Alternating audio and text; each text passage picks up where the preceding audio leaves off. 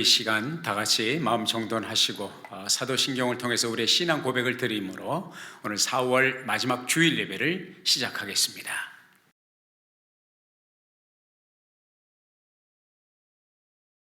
전능하사 천지를 만드신 하나님 아버지를 내가 믿사오며 그 외아들 우리 주 예수 그리스도를 믿사오니 이는 성령으로 잉태하사 동정녀 마리아에게 나시고 본디오 빌라도에게 고난을 받으사 십자가에 못 박혀 죽으시고 장사한 지 사흘 만에 죽은 자 가운데서 다시 살아나시며 하늘에 오르사 전능하신 하나님 우편에 앉아 계시다가 저로서 산 자와 죽은 자를 심판하러 오시리라. 성령을 믿사오며 거룩한 공회와 성도가 서로 교통하는 것과 죄를 사하여 주시는 것과 몸이 다시 사는 것과 영원히 사는 것을 믿사옵나이다. 아멘.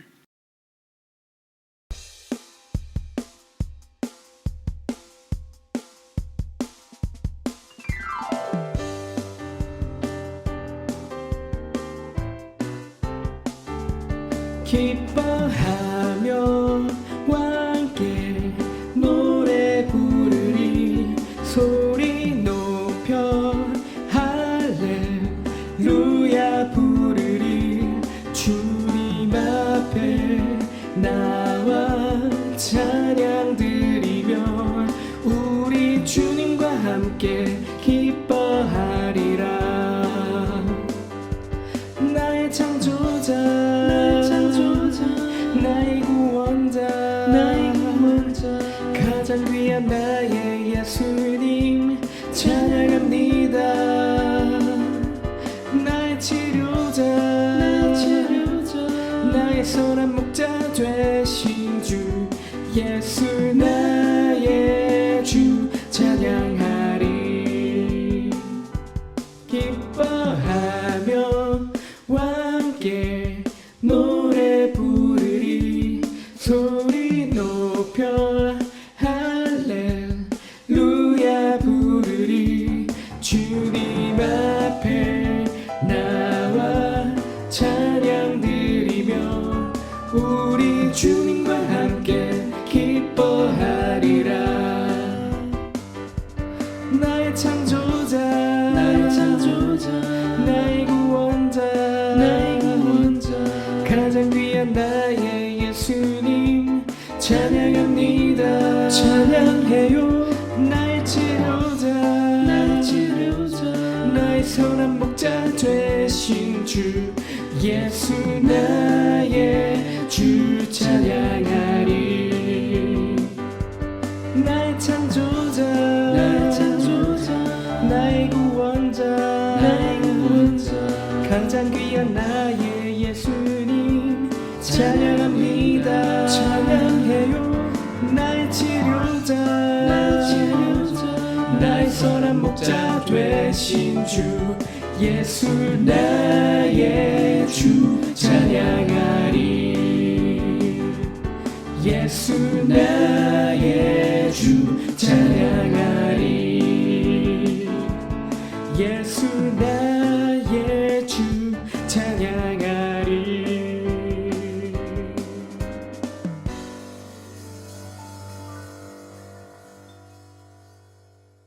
은혜와 자비의 하나님, 오늘 주일을 허락하시고 아버지의 전에 모여 예배드릴 수 있게 허락하심을 감사드립니다. 지난 한 주간을 돌이켜보고 회개드립니다. 아버지의 자녀로서 부끄러운 일, 남에게 상처 준 일, 알게 모르게 지은 죄 다 용서하여 주시옵소서. 우리가 사는 미국은 백신 주사로 차츰 예전의 모습으로 되돌아가고 있습니다.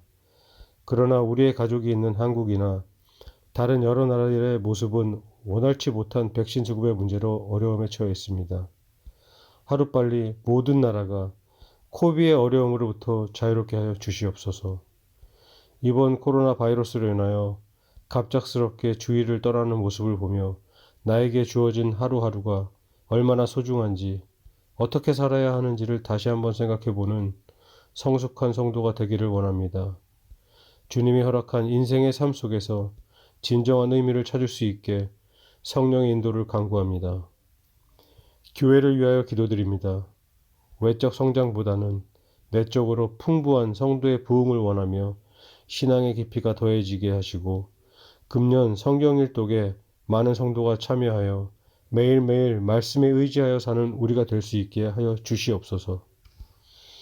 오늘 말씀 선포하시는 이봉화 목사님 영육강에 강건케 하시고 성령님의 감화 감동이 함께 하시어 우리들에게 영적 양식을 넘치게 먹일 수 있게 하여 주시옵소서.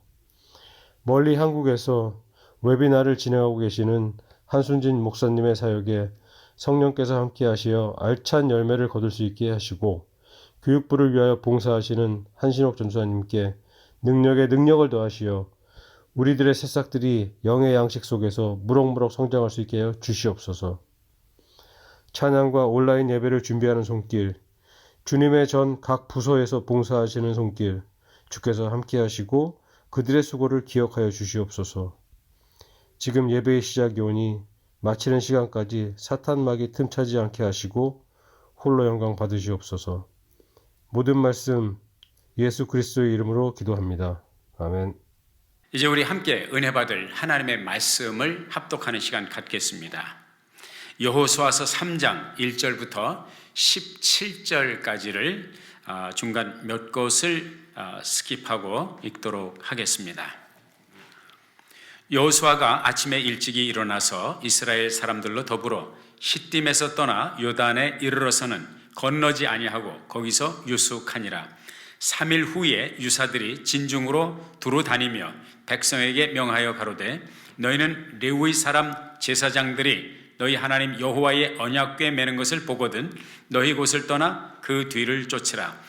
그러나 너희와 그 사이 상거가 2000 규빗쯤 되게 하고 그것에 가까이 하지는 말라. 그리하면 너희 행할 길을 알리니 너희가 이전에 이 길을 지나보지 못하였음이니라. 여호수아가 또 백성에게 이르되 너희는 스스로 성결케 하라. 여호와께서 내일 너희 가운데 기사를 행하시리라. 8절 너는 언약궤를 맨 제사장들에게 명하여 이르기를 너희가 요단 물가에 이르거든 요단에 들어서라 하라. 여호수아가 이스라엘 자손에게 이르되 이리 와서 너희 하나님 여호와의 말씀을 들으라 하고 13절 온 땅의 주 여호와의 궤를 맨 제사장들의 발바닥이 요단물을 밟고 멈추면 요단물 곧 위에서부터 흘러내리던 물이 끊어지고 쌓여 서리라. 백성이 요단을 건너려고 자기들의 장막을 떠날 때에 제사장들은 언약궤를 메고 백성 앞에서 행하니라. 요단이 몸에 거두는 시기에는 항상 언덕에 넘치더라. 궤를 맨 자들이 요단에 이르며 궤를 맨 제사장들의 발이 물가에 잠기자 곧 위에서부터 흘러내리던 물이 그쳐서 심히 멀리 사르단에 가까운 아담읍 변방에 일어나 쌓이고 아라바의 바다 염해로 향하여 흘러가는 물은 온전히 끊어지매 백성이 여리고 앞으로 바로 건널세 여호와의 언약궤를 맨 제사장들은 요단 가운데 마른 땅에 굳게 섰고 온 이스라엘 백성은 마른 땅으로 행하여 요단을 건너니라. 아멘. 우리 잠시 기도하겠습니다. 아버지 하나님, 이 시간 귀한 예물을 주님 앞에 드린 손길 주님께서 기억하시고 하나님의 예비하신 귀한 은혜, 하늘의 신령한 복과 땅의 기름진 복으로 축복하여 주시되 저들의 가정과 저들의 기업과 저들의 직장과 학교 생활 후에 또 사회생활 후에 하나님의 은혜가 함께해 주시기를 바라옵고 소원하옵나이다. 마음은 원인데 원대로 드리지 못한 어려운 형편에 있는 형제 자매들 주의 은혜로 권고하여 주시고 몸과 마음으로 주님을 섬기며 또한 물질로도 주님을 섬길 수 있는 은혜가 부어지기를 바라고 소원합니다. 이 시간 저희들이 말씀을 듣겠습니다. 전하는 종, 듣는 우리 모두가 하나님의 성령의 이끄심과 감동 가운데 있게 하옵소서. 예수님의 이름으로 기도했습니다. 아멘.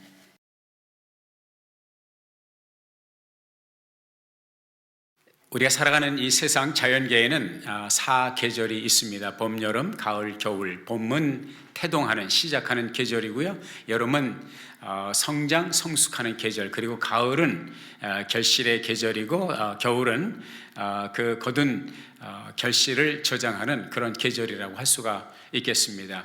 우리 인생도 그 사계절과 같아서 어린 시절 태동의 때가 있고 또 그리고 청년 시절 성장과 성숙의 때가 있고 또 그리고 장년이 되면 이제 열매를 거두는 결실의 계절이 있고 또 노년 그 결실을 이제 갈무리하면서 저장하는 그러한 계절이 마지막 계절이 있습니다.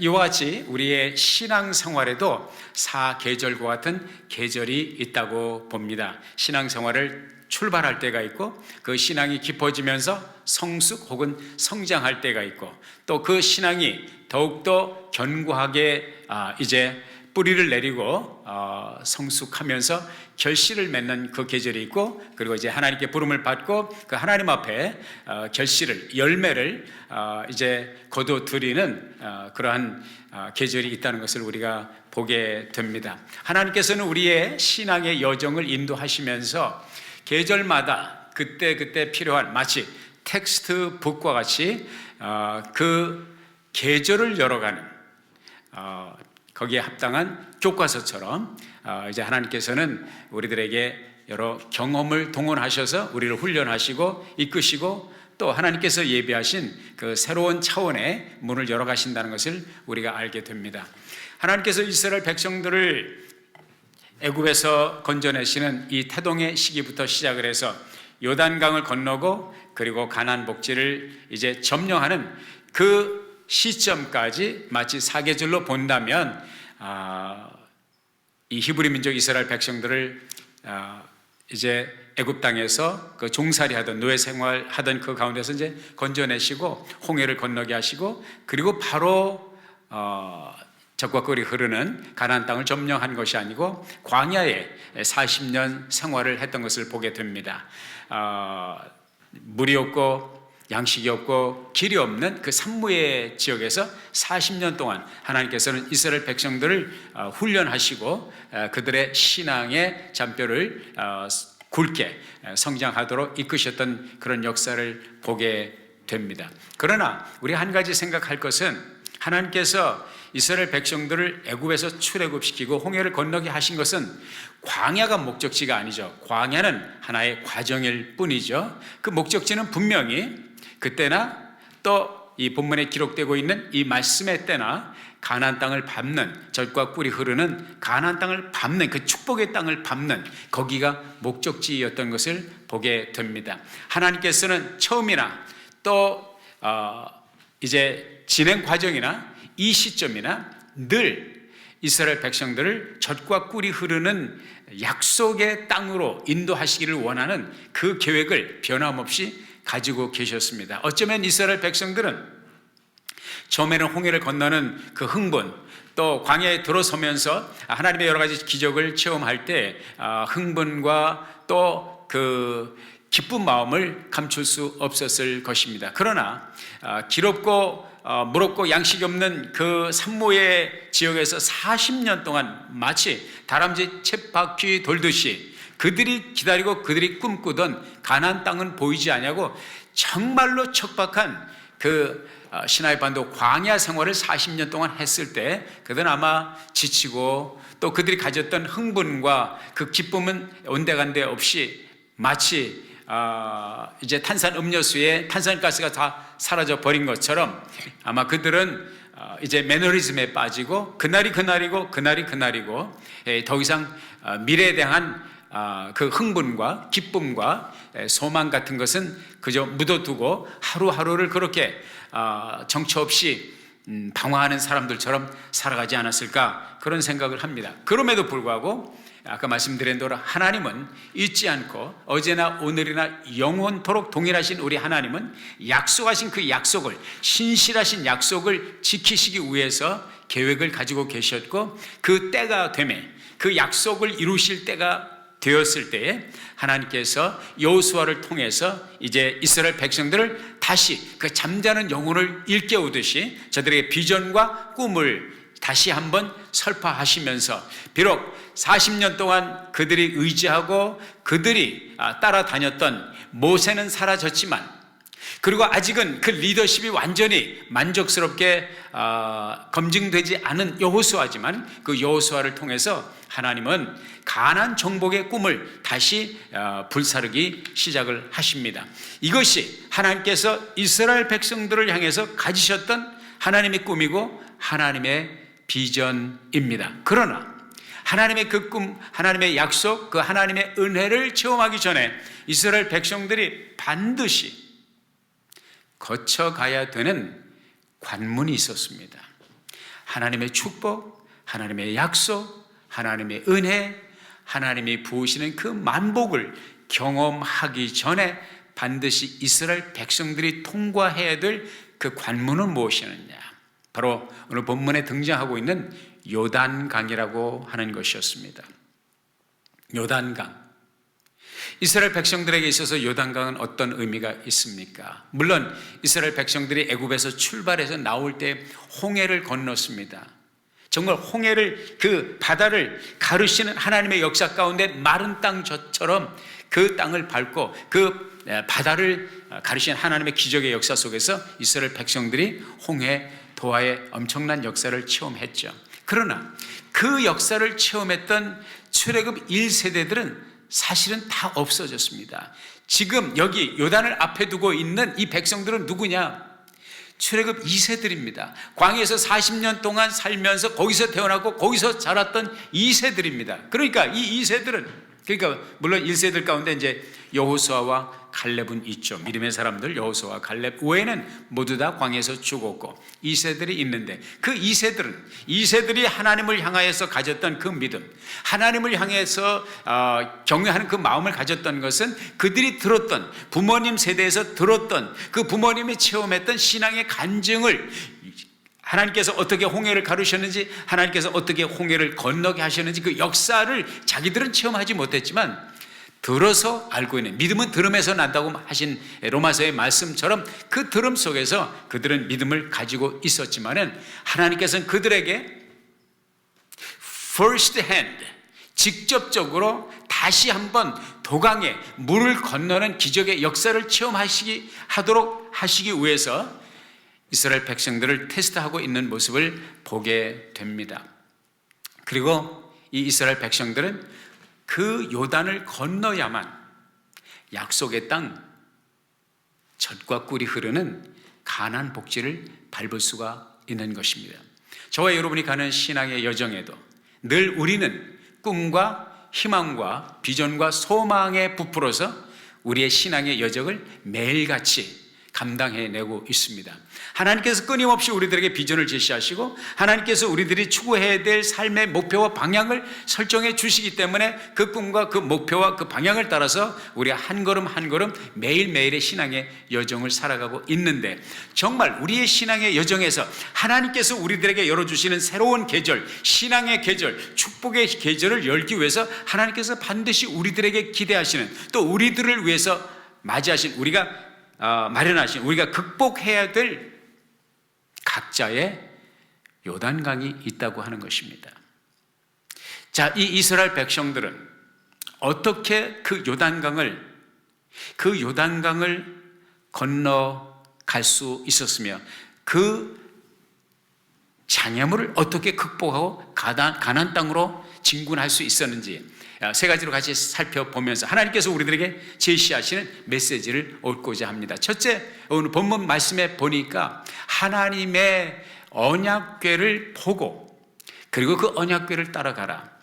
본문 말씀에 보니까 이제 레위 자손들, 곧 제사장들이 언약궤를 매는 것을 보면 내 처소에서 떠나서 그 언약궤에 움직이는 대로, 제사장들이 가는 대로 그 길을 따라가라고 말씀을 하고 계신 것을 봅니다. 출애굽기 25장에 보면 하나님께서 모세를 통해서 언약궤를 만들라고 말씀하십니다. 이 언약궤는 다른 말로 법궤라고 하기도 하고 증거궤라고 하기도 하고 혹은 하나님의 궤, 여호와의 궤, 이런 그 단어로 쓰이기도 합니다. 길이 2규빗, 그 다음에 너비 1규빗, 그리고 높이 1.5규빗. 그러면 규빗은 무엇이냐? 보통 성인의 장지에서 팔꿈치까지의 길이를, 물론 사람마다 이제 각자 그 길이가 좀 다르니까 정도의 차이는 있겠지만 평균적으로 대략 45cm 정도를 1규빗이라고 합니다. 그렇게 큰 것은 아닙니다. 아카시아 나무 조각목이라고 하는데 그 조각목은 영어로 보면 아카시아 나무로 되어 있습니다. 그 아카시아 나무로 만들고 그리고 순금으로 입히고 그리고 금으로 4곳에 고리를 만들어서 채를 꿰어서 제사장들이 그 하나님의 궤를 운반할 때 반드시 그렇게 손으로 직접 운반하도록 그렇게 하셨습니다. 그리고 그 하나님의 궤 안에는 무엇이 들었냐면 나중에 이제 하나님께서 명령하신 대로 모세의 이제 십계명 2돌판 하나님이 이제 만들어 주신 것이죠. 그리고 아론의 쌍난 지팡이, 만나가 들은 항아리 단지를 그 속에 보관하고 하나님은 그 앞에 진열하도록 하셨습니다. 다시 말하면 이 하나님의 언약궤, 법궤, 증거궤는 무엇을 뜻하느냐? 하나님의 말씀을 뜻하고 또한 하나님의 임재를 상징하는 것입니다. 하나님의 말씀, 하나님의 임재. 이 하나님의 언약궤, 증거궤, 법궤를 바라보고, 첫째는 바라보고 둘째는 그것이 진행하는 대로 따라가라고 말씀하고 계신 것을 보게 됩니다. 이스라엘 백성들에게 요단을 건너기 위해서 하나님께서 제일 먼저 명령하신 것이 바로 이것입니다. 하나님의 궤를 따라가라. 그렇습니다. 저와 여러분의 신앙의 여정에 있어서 하나님의 축복의 땅을 밟기 위해서 우리가 부딪히는 장애물을 극복하기 위해서 우리가 필요한 것은 하나님의 말씀, 하나님의 언약, 하나님의 약속을 붙들고 바라보고 그 말씀을 쫓아가고 하나님의 임재를 추구하고 하나님의 임재를 따르는 삶의 방정식, 그것이 바로 성공적인 하나님의 축복의 땅을 밟기를 원하는 신앙인들이 반드시 답습해야 될 신앙의 패턴이라고 하는 것을 우리가 발견하게 되는데요. 한 가지 흥미로운 사실은 그 하나님의 궤와 너희 사이에 상거가 2000규빗이 되게 하라고 했습니다. 아까 말씀대로 45cm 정도 따진다면 한 규빗이 대략 900m 정도가 되겠죠. 그 정도 거리를 두고 따르라. 왜 하나님께서 기왕이면 가까이 따르라고 하지 아니하시고 멀리 2000규빗의 상거의 거리를 피차에 간격을 두고 따르라고 말씀하셨느냐? 첫째는 그 언약궤에 가까이 따라 붙으면 뒤에 있는 사람이 볼 수가 없습니다.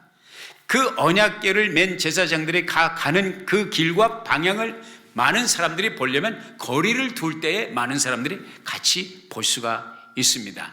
그것이 첫째고요.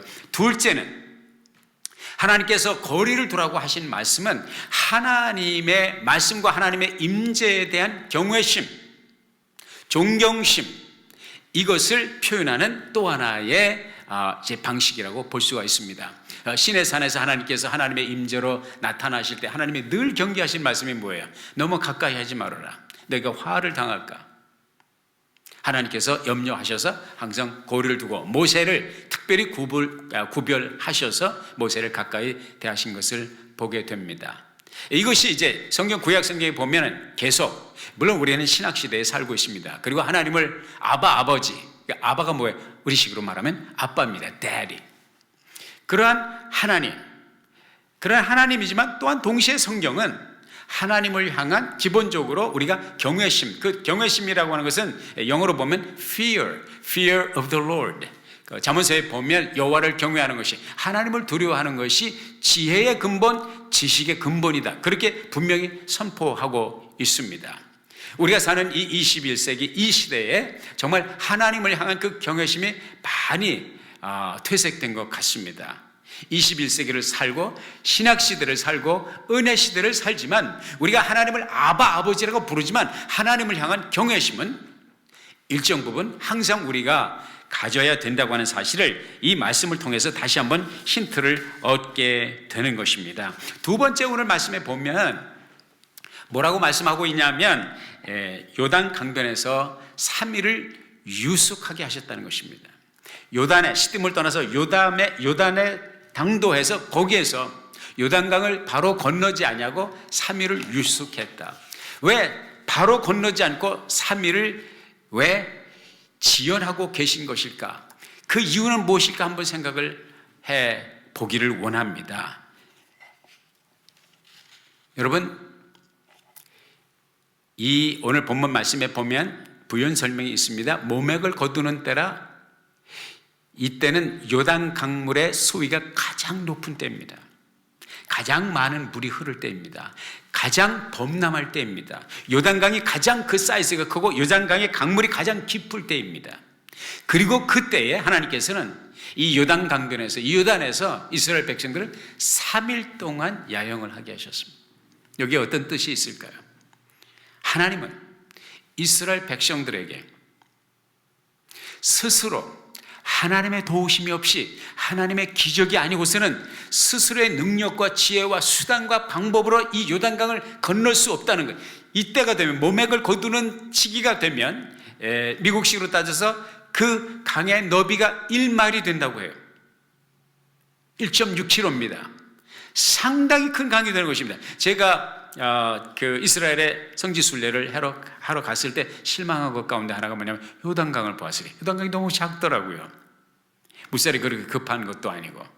그런데 이때 지금 이 하나님 말씀 여호수아에 기록되어 있는 이 모맥을 거두는 시기는 그 강이 어느 때보다 1년 4계절 중에서 가장 많은 물이 흐르는 때이죠. 제가 한 번은 미국의 그 유수한 국립공원 가운데 캘리포니아 중가주에 있는 요세미티 국립공원이 있잖아요. 그 요세미티 국립공원 가운데 그 클라이맥틱한 그 장관이 뭐냐면 요세미티 폴이라고 해서 요세미티, 소위 말하면 폭포가 있습니다. 길이가 739m. 네? 그러니까 그 3단 폭포 기가 막힙니다. 엄청난 우영을 자랑합니다. 북미에서, 노스 아메리카에서 가장 높은 폭포, 가장 긴 폭포입니다.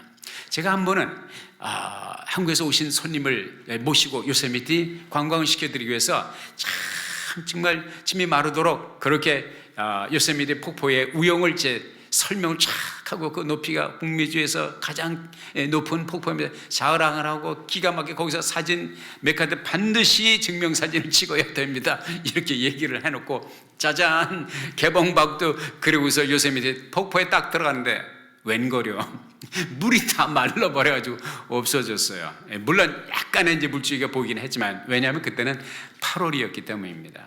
8월이 되면 물이 거의 다 마르죠. 5월 달 정도 갈 때 가장 그 눈 녹은 물이 쏟아지면서 엄청난 폭포수가 쏟아지게 됩니다. 요단강이 바로 요세미티 폭포의 5월의 계절과 같이 많은 물이, 범람하는 홍수 같은 물이 정말로 강한 물살과 함께 흘러내리는 것을 하나님은 이스라엘 백성들에게 3일 동안 야영을 하면서 충분히 관광을 하고 너희들이 건널 수 있나 한번 경험을 해보라고 하나님께서 요구하셨다는 사실을 발견하게 됩니다. 그렇습니다.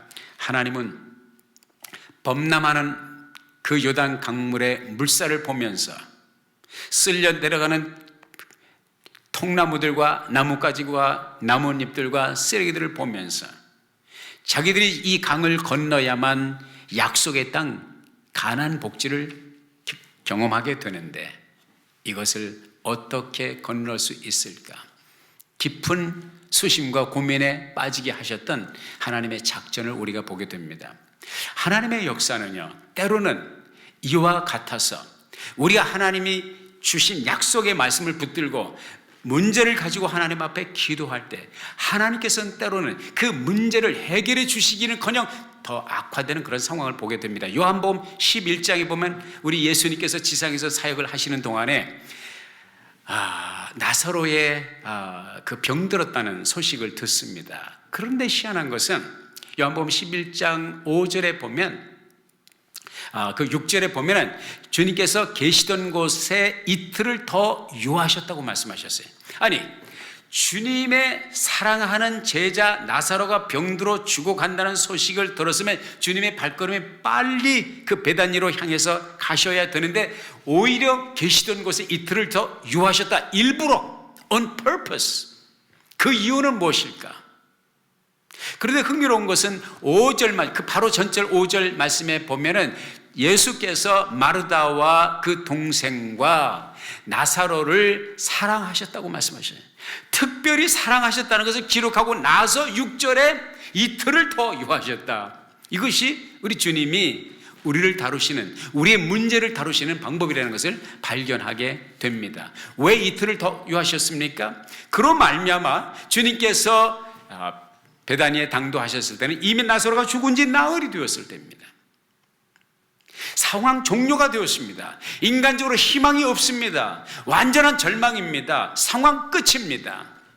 거기서 주님은 주님의 기적과 주님의 능력과 하나님의 영광을 드러내셨다고 하는 것입니다. 요단 강물이 가장 범람할 때에 이스라엘 백성들이 3일 동안 그 광경을 바라보면서 절망과 절규에 빠질 때에 그들로 하여금 오직 하나님 외에는 건널 방법이 없고 하나님 외에는 해결할 방법이 없다는 것을 철두철미하게 숙지시키셨다는 사실을 우리가 발견하게 됩니다. 그러므로 우리는 우리의 삶의 여정에서 악화되는 상황, 악화 일로에 있는 참으로 감당하기 어려운 시련과 역경과 환경 속에 있을 때 우리가 속히 깨달아야 될 것은 우리의 눈을 들어 하나님을 바라보고 하나님 외에는 길이 없음을 하나님 앞에 인정하고 하나님 앞에 무릎을 꿇고 하나님을 구하여야 된다는 사실을 우리가 발견하게 되는 것이죠. 세 번째, 마지막 오늘 말씀이 가르쳐주는 것은 요단 강물을 밟으라고 말씀하십니다. 13절에 보니까 온 땅에 주 여호와의 궤를 맨 제사장들의 발바닥이 요단물을 밟고 멈추면 요단물 곧 위에서부터 흘러내리던 물이 끊어지고 쌓여 서리라. 물론 이제 법궤를 맨 제사장들이 요단물을 밟을 때에 밟으면 그 발이 요단물에 적셔지면 하나님의 기적이 나타나겠다 말씀하셨습니다. 홍해를 건널 때는 모세 지팡이를 홍해를 향하여 가리킬 때 하나님께서 기적적으로 홍해를 가르시고 도로를 만드신 후에 모세와 이스라엘 백성들을 건너게 하셨습니다. 그러나 요단을 건너게 하실 때는 그렇게 하시는 대신에 너희들이 먼저 물을 밟아라. 요단 강물에 너희 발을 적시라. 그리하면 물길이 열리리라. 주님께서 이렇게 말씀하셨습니다. 그렇습니다. 우리가 홍해를 건너서 광야를 거쳐서 요단을 건너는 그 여정을 아까 이제 신앙의 여정과 사계절과 비슷하다고 말씀을 드렸습니다. 홍해를 건너는 것은 우리가 세례를 받는 것이고 예수 그리스도의 십자가의 공로로 구원을 받는 과정이라고 볼 수가 있습니다. 여러분, 저와 여러분이 세례를 받을 때, 저와 여러분이 예수 그리스도의 십자가의 공로를 의지할 때 저와 여러분이 해야 될 일이 무엇입니까? 저와 여러분이 헌금을 얼마를 해야 됩니까? 단기 선교를 가야 됩니까? 교회를 위해서 봉사를 해야 됩니까? 아닙니다. 예수를 주와 구주로 믿고 고백하면, 그분을 영접하면 값없이 공로 없이 거저 받는 은혜입니다. 다시 말해서 하나님께서 이미 길을 열어주셨고 우리는 가기만 하면 됩니다. 그러나 축복의 땅, 약속의 땅을 건너는 요단강을 건너는 그 사건에서는 하나님께서 우리들에게 요구하시는 것은 액션을 요구하십니다. 우리의 발을 적시라고 하는 것입니다. 우리의 희생의 발을 적시라는 것입니다. 믿음으로 내디디라는 것입니다. 이것이 다른 것이죠. 제가 늘 말씀드립니다마는 구원은 거저 받습니다. 그러나 하나님의 약속을 체험하고 하나님의 능력을 체험하는 그 콜스는 믿음의 액션이 필요하다는 것입니다. 그런데 흥미로운 것은 모든 사람이 물을 밟은 것은 아닙니다. 법궤를 맨, 언약궤를 맨 제사장들이 밟았습니다. 그들이 희생적으로, 그들이 믿음과 용기를 내어서 하나님의 약속을 따라 믿음으로 순종하게 될 때 기적의 역사가 일어났다는 사실인 것입니다. 이런 차원에서 보면, 어떻게 보면 그 창조적인 소수, 순종하는 소수를 통해서 이스라엘 군중 모두가 그 은혜와 혜택을 누렸다고 볼 수가 있습니다. 여러분, 우리가 하나님께 은혜를 입는 것은 거저 입는 은혜입니다. 하나님의 축복을 경험하는 것은 믿음의 액션이 필요합니다. 제가 최근에 읽은 책 가운데서 마음의 감동과 도전을 받은 책이 있습니다.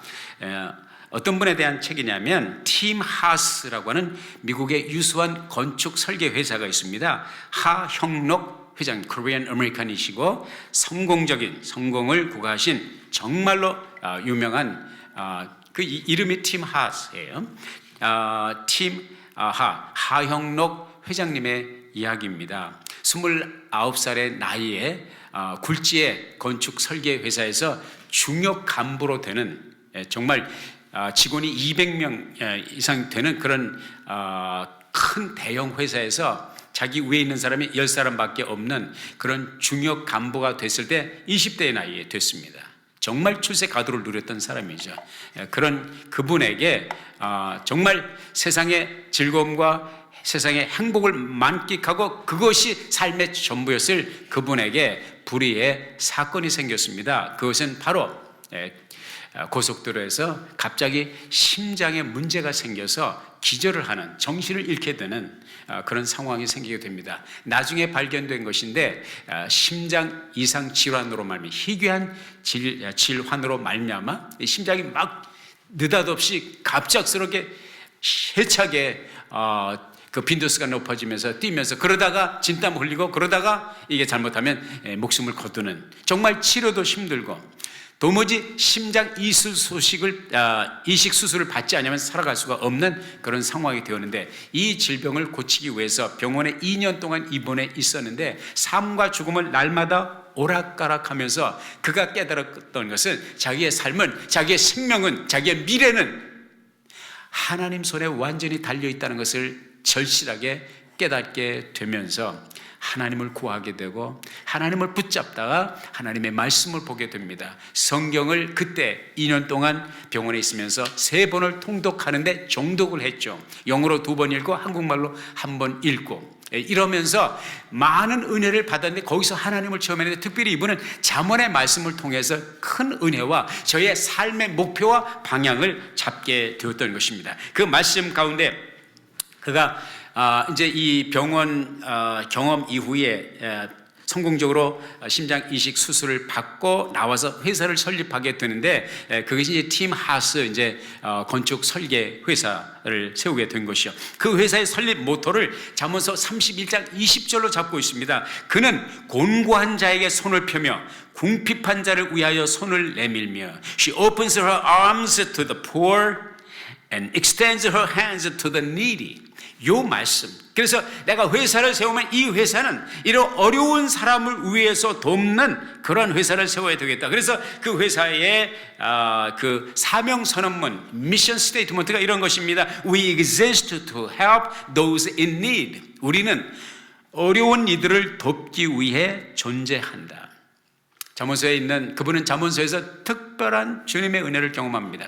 잠언서 31장에 있는 현숙한 여인은 누구냐? 그냥 인간적인 남편을 돕는 여인이 아니라, 여기서 여인은 교회를 말하며 성도를 말하고, 여기서 남편은 누구를 말하냐? 우리의 신랑 되신 예수 그리스도, 우리의 남편의 예수 그리스도를 가리킨다는 것이죠. 그래서 현숙한 여인은 현숙한 신앙인을 가리키고 그의 값은 진주보다 더하도다. A wife of noble character, who can find that she is worth far more than rubies. 자기는 이런 회사, 이런 성도의 길을 가야 되겠다 하면서 고귀한 성품을 가진 회사, 고객의 성공을 돕는 회사, 하나님을 두려워하는 회사 등등의 회사의 이제 철학을 밝히고 있습니다. 그분이 그 책에서 이런 말을 합니다. 성공과 축복은 희생과 정직이라는 징검다리를 통해서 온다. 회사를 경영하고 회사를 이제 세워 나가면서 또 클라이언트 그리고 고객들을 대하면서 손해를 볼 때 약속한 것은 반드시 손해가 나더라도 기쁨으로 마땅히 할 일이라고 생각하여 희생을 하게 되면, 지금은 손해를 보는 것 같지만, 지금은 미치지만은 반드시 그 고객이 다시 다음 프로젝트, 더 큰 프로젝트를 가지고 자기 회사를 찾아온다는 사실을 깨닫고 섬기고 고객을 성공시키고 고객의 만족을 위해서 최선을 다할 때, 다시 말해서 희생으로 섬길 때, 내가 미친다고 생각할 때, 거리낌 없이 그 길을 나갈 때 하나님께서 얼마나 그를 들어 쓰시고 축복하시는지를 깨닫게 된 것입니다. 그것을 그렇게 표현합니다. 잠언서 31장 31절에 그 손의 열매가 그에게로 돌아갈 것이요 그 행한 일로 말미암아 성문에서 칭찬을 받으리라. 이분은 진짜 그러한 하나님의 상급을, 그 칭찬을 누린 사람이죠. 2013년에는 국립건축과학원 대통령 지명이사가 됩니다. 오바마 대통령 당시에. 본인이 사퇴하지 않는 이상 평생직으로 감당할 수 있는 건축가로서는 최고의 명예스러운 자리라고 하는 것입니다. 물질적인 복, 명예의 복, 환경의 복, 그러나 무엇보다도 마음의 평강과 기쁨이 날마다 솟아나는 이 경험을 하면서 이 하형록 회장님은 우리들에게 오늘 도전합니다. 저는 이 분의 책을 읽으면서 그런 생각을 했습니다. 운동을 할 때, 경기를 할 때 경기장에서 그 경기를 보면서 즐기는 사람들은 관중이지만 그 경기가 끝난 다음에 상을 받는 사람들은 선수들이라는 생각을 했습니다. 사랑하는 여러분, 이스라엘 백성들이 요단강을 건널 때 모든 사람이 발에 물을 적신 것은 아닙니다. 법궤를 맨 소수의 사람들이 희생적으로 믿음으로 순종하여 물을 밟을 때 하나님의 기적의 역사가 났고 그 기적 속에서 수많은 사람들이 그 혜택을 누렸습니다. 그러나 하나님께서 그 법궤를 들고 요단에 물을 밟고 발을 적신 그들은 어떻게 축복하셨을까요? 우리의 상상에 맡길 뿐입니다. 우리 아름다운 교회 역사 마찬가지입니다. 아름다운 교회를 출입하는 모든 성도들이 다 하나님의 은혜를 누립니다. 할렐루야. 그러나 이 아름다운 교회가 아름다운 교회로 성숙하고 성장하고 발전해 가는 것은 법궤를 메고 요단 강물을 순종하여 믿음으로 밟는 자와 같은 희생의 물에 이제 발을 물에 적시는 이들의 액션이 있기에 아름다운 교회가 세워져 가고 또 여러분들이 소속된 공동체, 여러분들의 가정이 발전하고 하나님의 은혜를 누리는 거 아니겠습니까? 관중 속에 머무를 것도 은혜지만은 이제는 법궤를 메고 믿음으로 요단의 물을 밟으며 하나님의 기적을 창출하는 하나님의 놀라운 역사, 그 현장에 서 있는 마치 하형록 회장처럼 하나님이 여러분과 여러분의 가정을 들어 쓰시기를 예수의 이름으로 축복합니다. 기도하겠습니다. 아버지 하나님, 주신 말씀 마음에 아로새기고 우리의 삶의 여정에서 이 말씀이 생각나게 하시고 믿음의 행보를 하는 우리 모두가 되도록 이끌어 주옵소서. 예수님의 이름으로 기도했습니다. 아멘.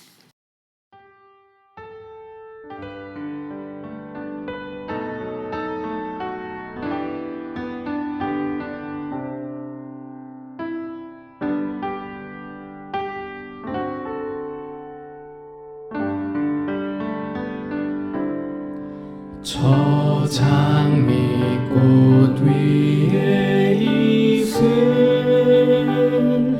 아직 맺혀 있는 그때에 귀에 은은히 소리 들리니 주 음성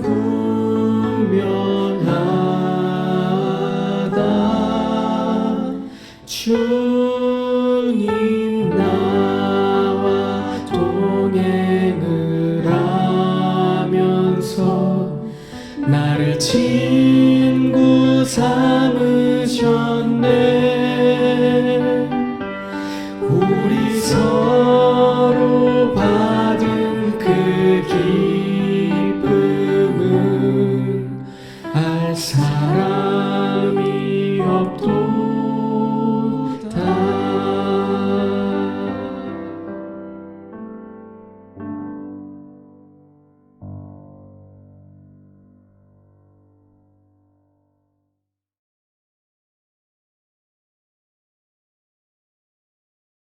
지금은 우리 주 예수 그리스도의 크신 은혜와 아버지 하나님의 극진하신 사랑하심과 보혜사 성령님의 감동, 감화, 내주하시고 교통하시는 역사가 오늘 거룩한 성일에 신령과 진정으로 주 앞에 예배하고 이 자리를 일어나는 사랑하는 주의 자녀들, 저들의 가정, 우리가 살고 있는 미국 땅, 조국 땅, 북녘 땅, 세계 선교 지역구에 이제로부터 영원토록 함께 있을지어다.